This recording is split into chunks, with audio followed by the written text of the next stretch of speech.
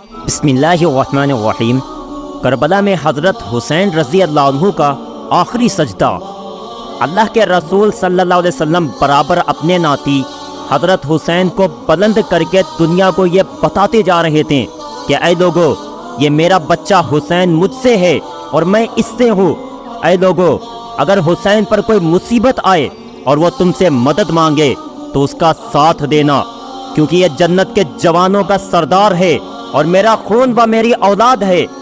لیکن افسوس کہ ابھی حضور صلی اللہ علیہ وسلم کی وفات کو تھوڑا ہی وقت گزرا تھا کہ کربلا کے میدان میں ایک طرف 9 لاکھ کی ظالم فوج تھی تو دوسری طرف وہ حسین کے جن کو اللہ کے رسول صلی اللہ علیہ وسلم کندھوں پر سوار کر کے بازاروں میں گھمایا کرتے تھے۔ حضرت حسین رضی اللہ عنہ کربلا میں اپنے نانا کی امت سے بار بار کہہ رہے تھے کہ تم لوگ میرا راستہ کیوں روک رہے ہو؟ اے لوگو، پہچانو میں تمہارے نبی کا نواسا ہوں۔ کیوں 3 دن سے میرے بچوں کو پیاسا رکھا ہے؟ کیوں میرے عزیزوں کو شہید کر دیا ہے؟ بتاؤ، کیا میں نے حضور صلی اللہ علیہ وسلم کی شریعت میں کچھ بدلاؤ کیا ہے یا کیا میں نے کسی انسان پر ظلم کیا ہے؟ اتنے میں فوج یزید سے ایک آواز آئی کہ اے حسین، ہم سب تجھے تیرے باپ علی کے بدلے میں قتل کر رہے ہیں تاکہ بادشاہ یزید خوش ہو کر ہماری جھولیاں دولت سے بھر دے۔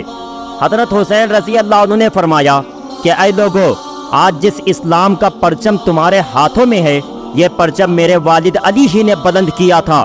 خیبر و خندق جیسی جنگوں میں میرے والد علی ہی نے اللہ و رسول کے لیے ایسی قربانیاں دی تھیں کہ جنہیں تاریخ ہمیشہ یاد رکھے گی۔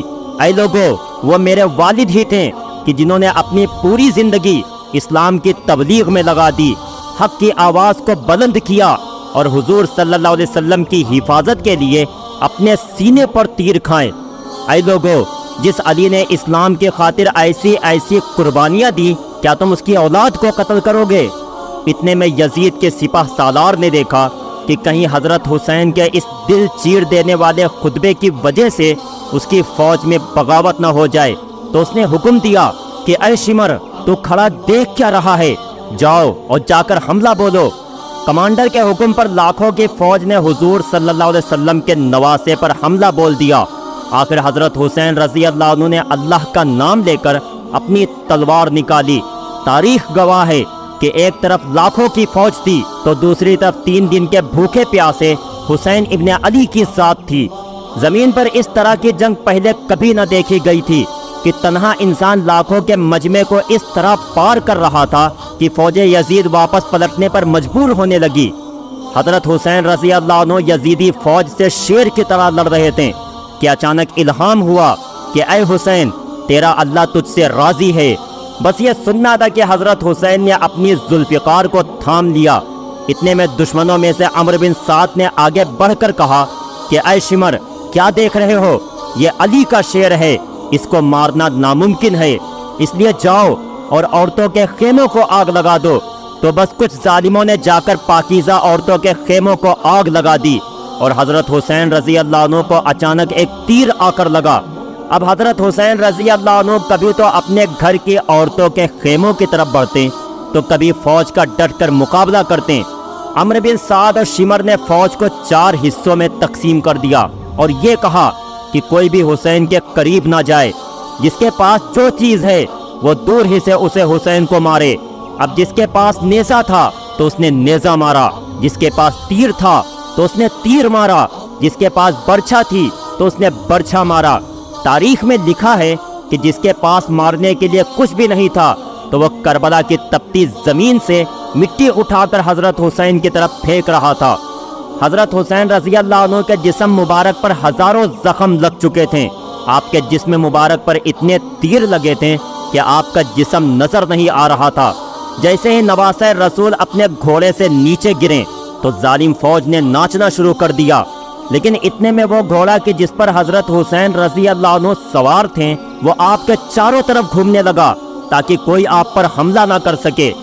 جب حضرت حسین رضی اللہ عنہ کو یقین ہو گیا کہ یہ ظالم فوج اب مجھے زندہ نہیں چھوڑے گی تو اپنا سر مبارک سجدے میں رکھتے ہوئے اللہ کا شکر ادا کرنے لگے۔